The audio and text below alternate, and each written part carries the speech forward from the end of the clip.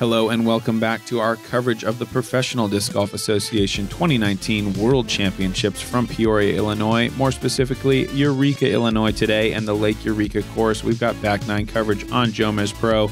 Big Sexy Commentary here with you, Nate Sexton and Jeremy Koling. Wow, what can you say about that front nine? I mean, Anthony Barela, the wheels falling off, feeling so bad for the kid. McBeth somehow just turning things around, has a 5-stroke lead just because a momentary slip up from Emerson Keith. Chris Clemons is doing okay, one under the front nine, but not really the round I think he was looking for. But the back nine is where people can shred and really make big jumps and also fall back. So we're going to see what this action has unfolding.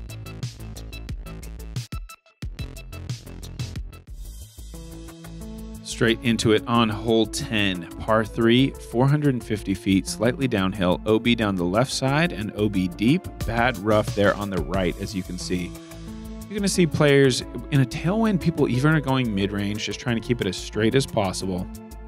But generally, it's going to be some kind of a fairway driver thrown hard. You might even see a forehand. And McBeth is going with... I don't know what he's throwing. He doesn't like it. I think it's a mid-range, and I think it's overcooked.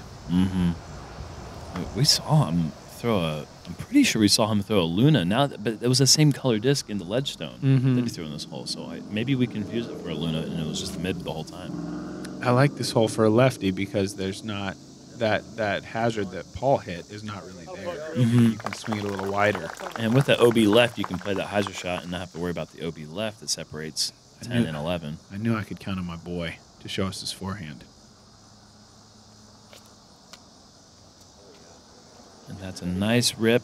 I think he wanted it to turn. No, he's just got so much hyzer power. Unbelievable. Yeah. Man, when I see that shot, if I don't see it turn over a little bit, it's not getting there. But with Anthony Barela's spin, I mean, his power, just be able to throw it to flip up the flat and get there is pretty impressive. This is low, but he's a powerful player. He is a powerful player. Look at that thing just slide all the way up there, 15 feet short. Beautiful. Yep.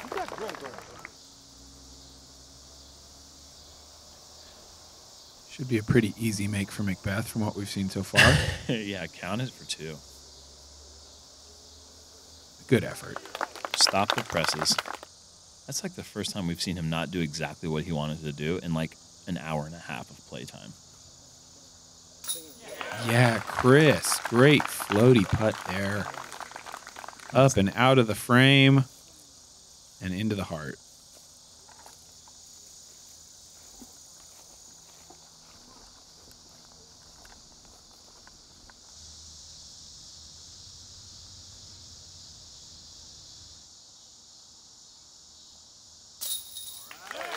Great birdie and a good situation there for him to stop the bleeding there after the 4 over in the last 2 holes. Helps get one of those back, especially with Paul taking a par. Keeps that battle interesting. Hole 11, short par 3, just 300 feet, but wrapped entirely with out of bounds, and it is a blind shot. You'll see a few players slip OB here from time to time, but in general, one of the easiest holes on the course. It's just made difficult by the fact that the land slopes away just a little behind the basket. You can take a big skip every once in a while. You see OB deep and OB right more than anything else, I would say. And in Ledgestone, we had these walls that stop people from going out of bounds, left or right and long. Those walls are gone now, so there is a potential to skip OB. But perfect. Chris Clemons is not worried about that.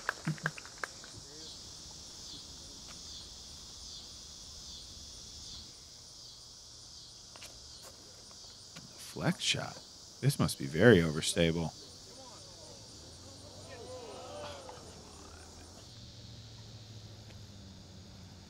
Yeah.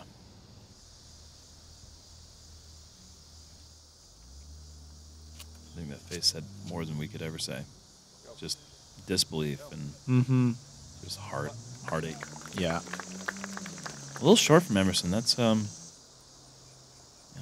if you don't commit to this shot, you can overcommit like Anthony did, and you can undercommit like Emerson did. But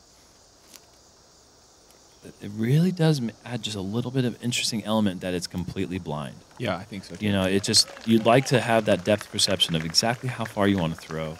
It helps when you can see the basket. So the line is way left, and they're asking if it touched or crossed in bounds there. We could see from camera angle that it did not, but yeah, they have no idea whether it did or got not. a little piece of that steak, perhaps, but yeah, hard to say. So it looks like they're going to give him the benefit of the doubt, and he'll be able to move up there and have a putt from inside the circle to save par. Emerson just missing off to the right side. And he's going to lose that stroke he just got from Paul in the last hole.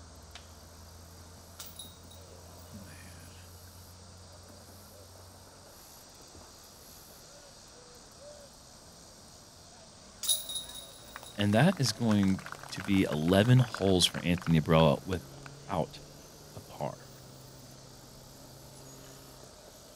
That is that's a good thing if it's like a McBeth type 18 under round. It's not a good thing if it's anything else. Yeah.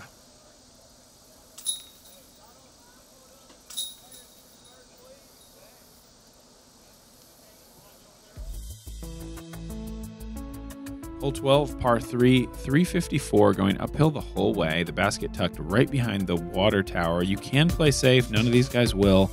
They're all going to go for this island green. If you miss it, you go to that drop zone that the drone just flew over.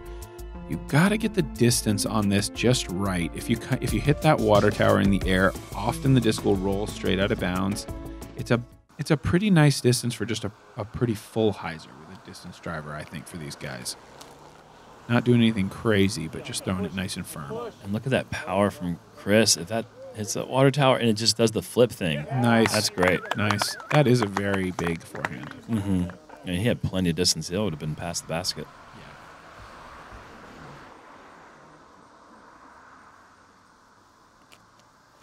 Yeah. And it's something that haven't really stated that much on coverage is how difficult this tee shot is. Yeah. Because it's an uphill run-up, and it makes this hole a lot more difficult. If it was just a flatter run-up, I think this hole would be considerably easier. Yeah, I think you're right. This is low and inside. Does it clear the tower? No. Does it stay in bounds? Yes.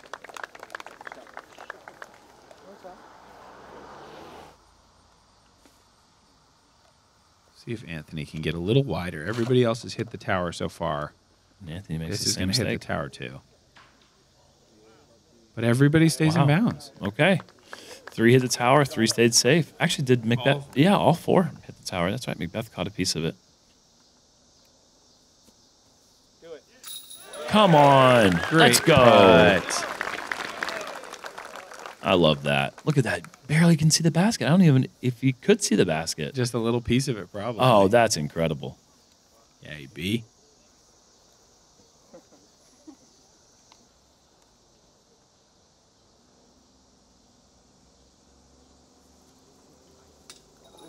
Oh, you could see he was ready to chase it down. Just a bit high. Good effort, though.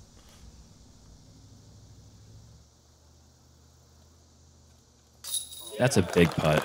That is a really big putt from Emerson. McBeth knocking on the door for another birdie.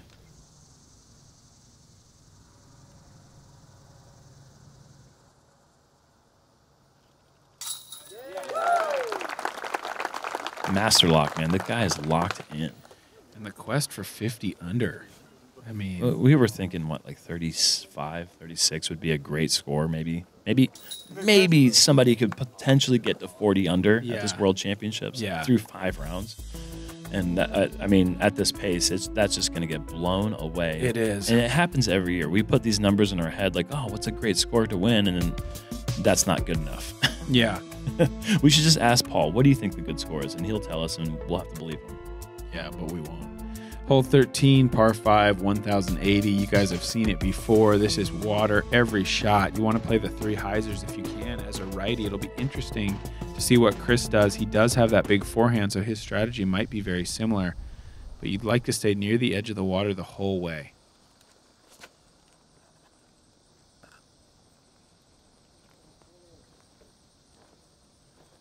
Can we call this the Yale Store hole? Sure. I think we can call it the Yale Store hole for now. I mean, he 3'd this in competition on video. Wow.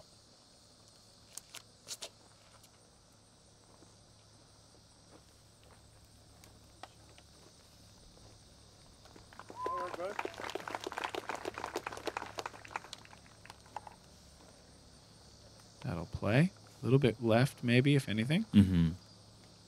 But not too far. If it was far and left, then you're kind of out of that no man's range, but no man's land. Don't do it again. On. This is heartbreaking to watch.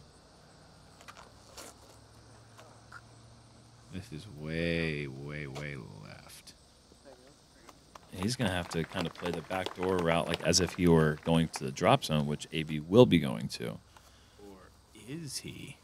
Well, his flick is big enough. Oh, that is so wide. Man, that's got to get far left. And it did? No, there's water there. I don't think that ever crossed in bounds up on that side of the island. Well, it's not technically an island. It's all connected, but it seems like an island. That looks great. That is great. Yeah, that's a fantastic shot from Emerson.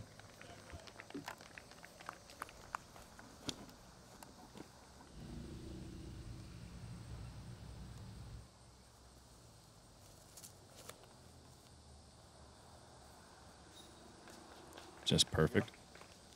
Absolutely perfect.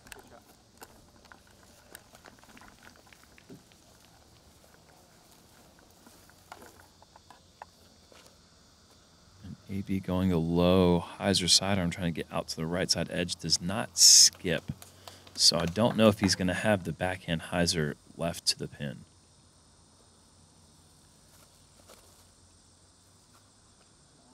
This is really hung out wide again. Forehand. Yeah. Yep. Sit. Okay, good. Yeah, pushing that stake there. So. That's a good place to be. Not too much more left.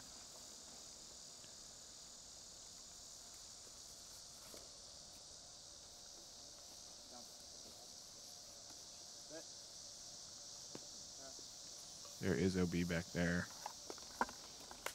Okay. He stays safe. Okay, wow. But that's going to be a really tough putt for his par. Low ceiling, 30 feet long, low and downhill towards the water.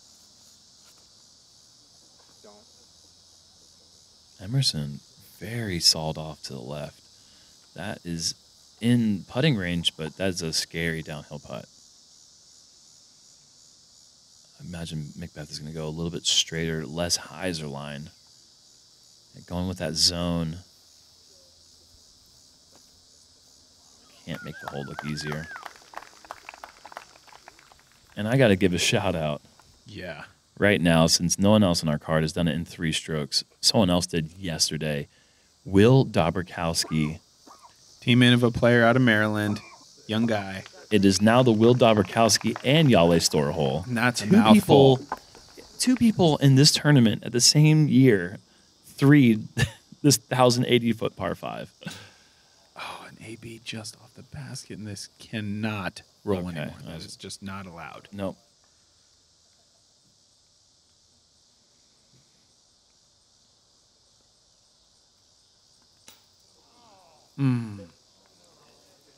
Okay, stop it. Good effort from Emerson. That is such a tough putt. Not the time to hang your head. I know that he's just a little frustrated at that moment. He's not frustrated by the putt. He's frustrated by the approach. He had a wide open, maybe 250-foot shot, and he just hung it out there too far left. Yeah. But it can be frustrating, man, when this guy is just doing... It feels like you can't come back on him. Clearly you can. Yeah. But he'll make you feel like you can't because he is so solid. 9 and he's been here before so many times. So Emerson's just got to stay true to his plan like he talked about in his pre-round interview and keep just chasing. You never know what's going to happen. A lot of golf to play. Hole 14, par 4, 805, low ceiling drive, OB on the right and left. You'd like to get your drive up about as far as this big tree to set up a hyzer play as a right-handed player to the basket. It's a tough birdie to pick up, but you know, the real pressure is on the drive. I feel you've got to get it out of that low tunnel.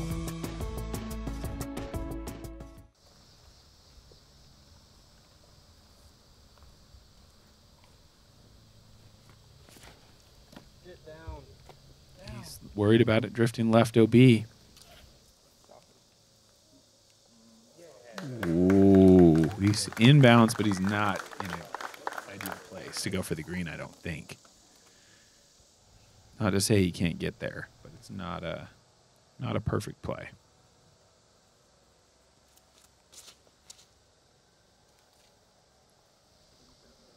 Emerson's in a great spot there.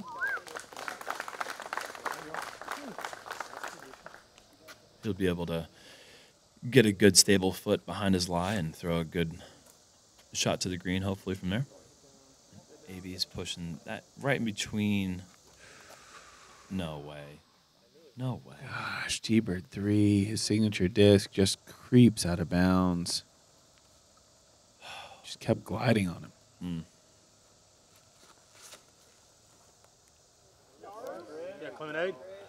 Perfect.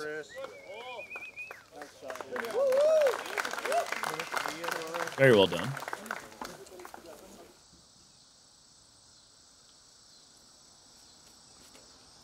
The key here is really trusting that wide hyzer and Emerson. This is looking great. That is awesome. Really no doubt about that from the moment it left his hand. Ball a little bit out of position. Slightly of a side hill lie. What difference does it make? That'll work. What difference does this make if he's inside a cave? If he's inside a tent and the tent is zipped up, I think he's going to find a way to throw a great shot. Slice something through, for sure he will.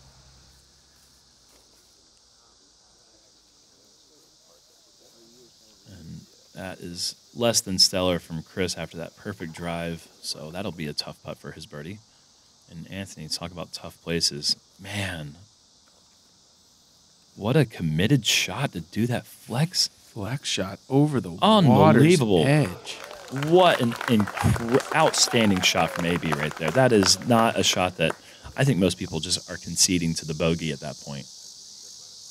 I mean, what else does he feel like he can lose at this point? Although, I mean, clearly he's still, got a lot to play for, but that's a par no one else picks up. No one else is getting that par. That's outrageously good.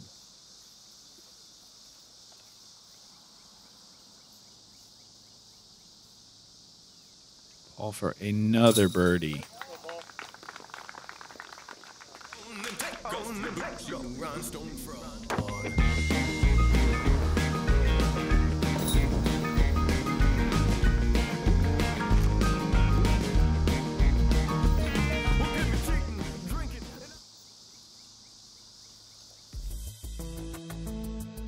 Hole 15, par 3, 315 uphill, mandatory left of the pole. So you've got to play the turnover backhand, right-handed, or the forehand. You also see some rollers going up towards this elevated basket. It's not really that long of a hole, though. The uphill does make it play a little bit longer than the stated distance. Not too hard, though. We'll see if these guys can get it up there in circle one and connect on some slightly tricky putts. You're going to see Paul go with that backhand Luna, and I like that play, even though he clearly has the distance forehand. These trees on the left side are really collecting anything that it hits, and so a lot of times it pulls it out of bounds. So I do like the forehand play here, but you have to keep it tighter than I think you'd like, and maybe even flip it up a bit to really maximize the size of the fairway. Emerson will show us the forehand right here. So you kept it tight to that tree. That's exactly what you're looking for. Yep, that is great. Beautiful shot. Keeping it tight on that first tree is the way to go. And you can see it here. Forces it flat right there out of his hand and just really leaning into that forehand, getting all the distance he needs. Nice forward skip as well. And like you said in the whole preview, 315 feet is not accurate at all in terms of power. That's every bit of a 360-foot shot. This looks great. Anthony turning the mid-range. This looks great. Yeah, just a bit short.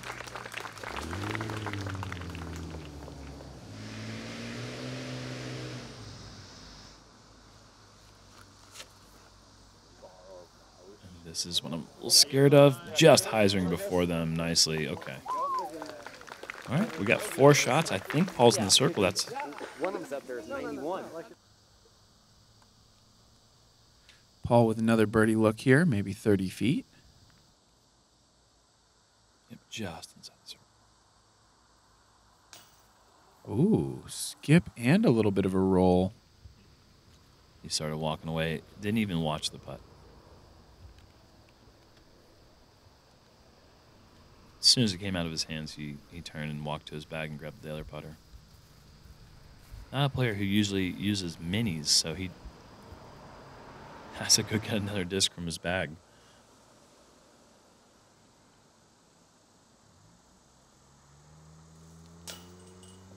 Oh, wow. And Paul's going to make bogey here. Emerson's parked.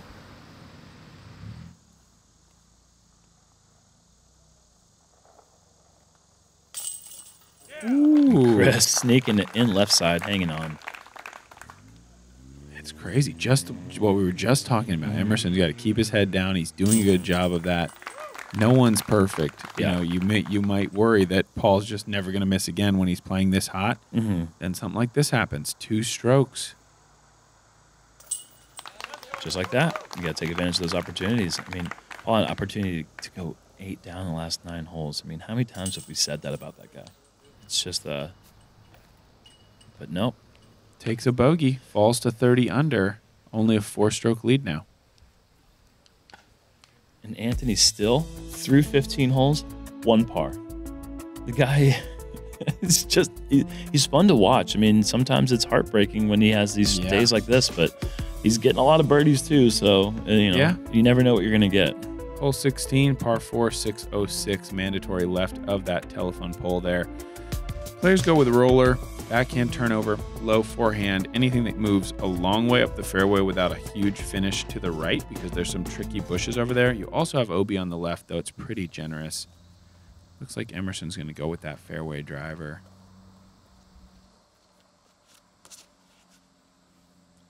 Hold it. Yeah, baby. Yeah, that is looking nice. If that doesn't fade, ooh, no, it is fading, and that is going to be out of bounds. The gallery doesn't know that from the top of the hill until they see that flag come out. Yep. Yeah. Emerson now knows. Great distance, but yeah, just unfortunately did not have enough turn. This could reach the pin if he does it right, I feel. It's a little heavy on cut. Come on. Have the energy to climb back in. Come on, climb back inbounds, please. For a second. No. Okay, it did, but... For a second. Hopefully the spotters are on the job up there. I don't want to see any more yellow.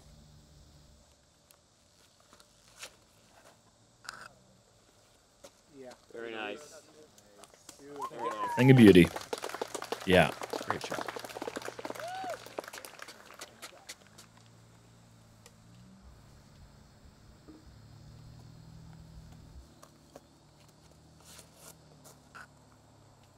I just love how much distance he gets before it starts rolling, and then it...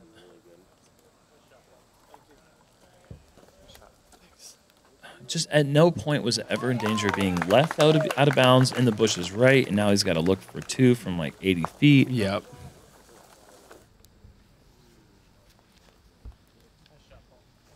He's just he's a magician almost. I don't know.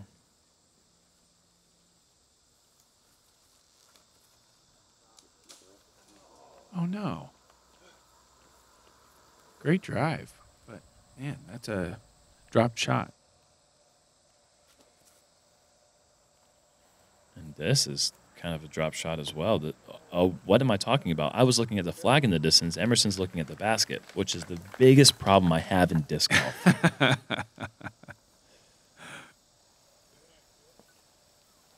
Anthony flexes one up to the short side of the circle. You know, that putt for another OB par save. And we'll get to Paul's drive eventually. That slips a little long for Chris. Paul will have a jump putt here. We've seen him make a lot longer putts than this.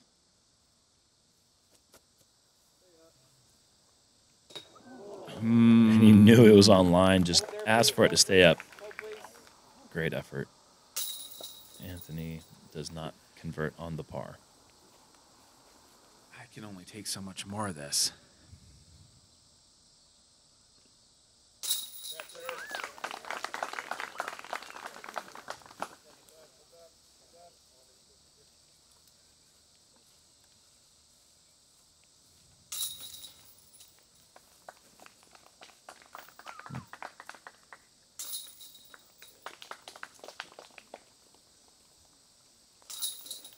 Paul increasing that lead, 10 under with 2 holes to go.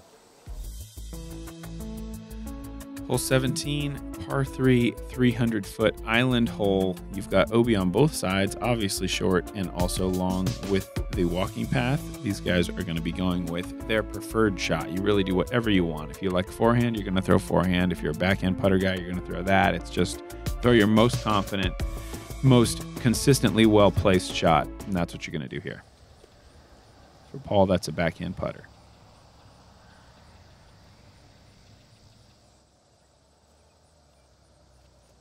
We saw Paul come up just a bit short in round 1, taking an unexpected bogey. He has made the correction Just barely. in round 3, and yep, that will bring him to 11 under. Just a scorching hot 3rd round.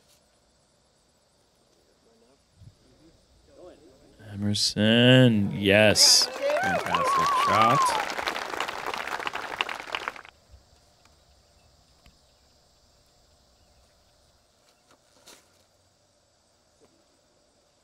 A bit wide for Chris, but I think he's got the right distance. Yeah.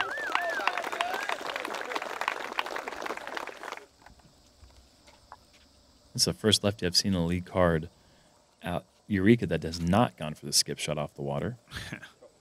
Shout out to Reed Fiskira for doing that so many years in a row. Just crazy guy.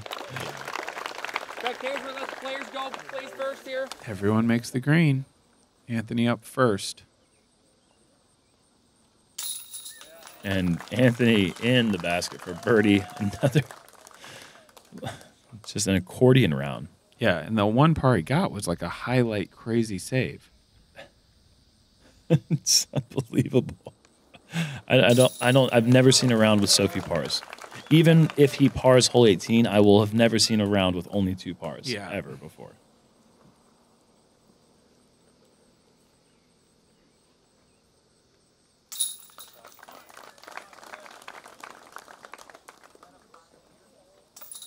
Birdie, birdie, birdie, birdie. Star frame. Edge Disc Golf thanks Jomez for another $25 donation. Hole 18, par 4, 711 feet on the slope with the OB on the left and the right and a little bit long. That stage thing, cement, whatever it is, it's casual. So if you're up against it, you can take some relief freely back without any penalty. We're going to see some perhaps rollers, low backhands. Anthony might even go with a huge turnover over the water today. I don't know if that's his normal play or not, but he certainly has the power to make it happen.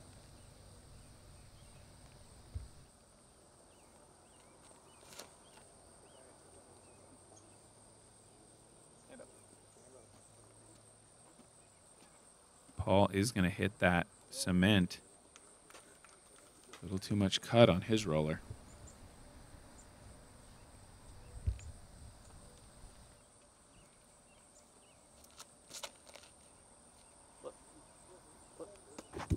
He's asking for a flip, and he's getting a little bit of a flip. Can it get over? Oh, it does get off. In the water. And it hits the tree. Everything that could possibly happen in his favor just happened. Incredible result.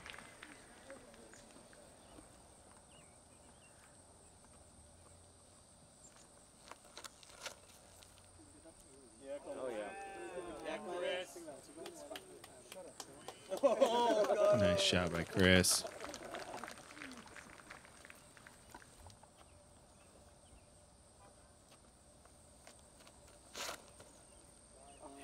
Just goes up the middle with a rip. Big power.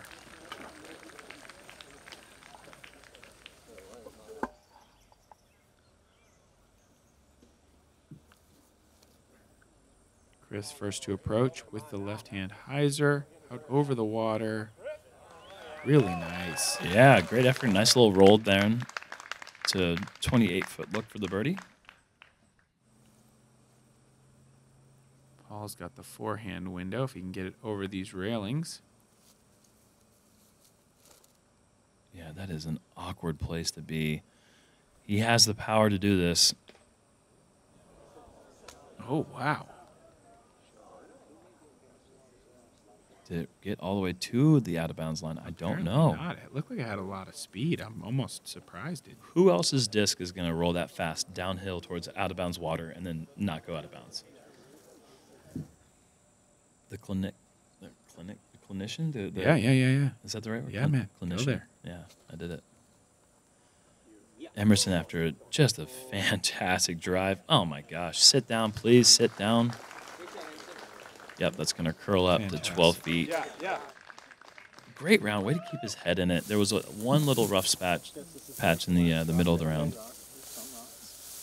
And that's how you stay in bounds, folks. You find the thickest, tallest grass. Just looking for the edge of the rocks to establish where his meter will come from.